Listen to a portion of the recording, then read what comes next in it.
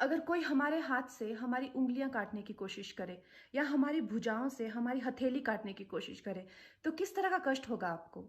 वही कष्ट पहुंचाया है चाइना ने हमें लद्दाख पर अपनी लालची नजरें गड़ा के, और वहां हमारी सीमा का एक एक इंच बचाते हुए हमारे 20 जवान शहीद हो गए हैं। क्या भूल पाएंगे आप उनकी माओं के आंसू, उनकी विधवाओं की चीखें और उनके बच्चों के दिए हुए बलिदान को? क्या ये सोचना ठीक है कि सेनाओं का जो सरहदों पे जो युद्ध होता है वो सिर्फ सेनाओं का होता है, वो सिर्फ सरकार का होता है? क्या उसमें हमारा कोई योगदान नहीं है?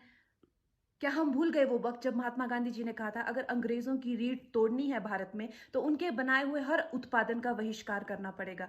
तो क्या ये जरूरी नहीं है कि हम भी इस युद्ध में हिस्सा लें, क्योंकि लद्दाख सिर्फ एक जमीन का टुकड़ा नहीं है, भारत की अस्मिता का एक बहुत बड़ा हिस्सा है, भारत की हथेली है। हम उसे किसी तरह से इस दुश्मनों के उनके गंदे इरादों में सफल नहीं होने दे सकते। तो क्या हम लोगों को इसमें हिस्सा नहीं लेना चाहिए कि जो चाइनीज जितनी भी गुड्स हैं, जितने भी उनके प्रोडक्ट्स हैं, जिन जिन भी कंपनीज में उन्होंने इन्वेस्ट किया हुआ है, उनसे उनको रिटर्न्स आते हैं, रेवेन्यूज आते हैं, ऑर्गेनाइजेशंस हैं, उन सब का बहिष्कार करें, ताकि वो उस संपत्ति से जो यहाँ से इंडिया से इकट्ठी करके जाते हैं, उस संपत्ति से हथियार खरीद के हमारे सैनिकों के सीने छन्नी करते हैं। तो क्या हम उन इस युद्ध में हम चाइना का साथ दे सकते हैं? आप बताइए।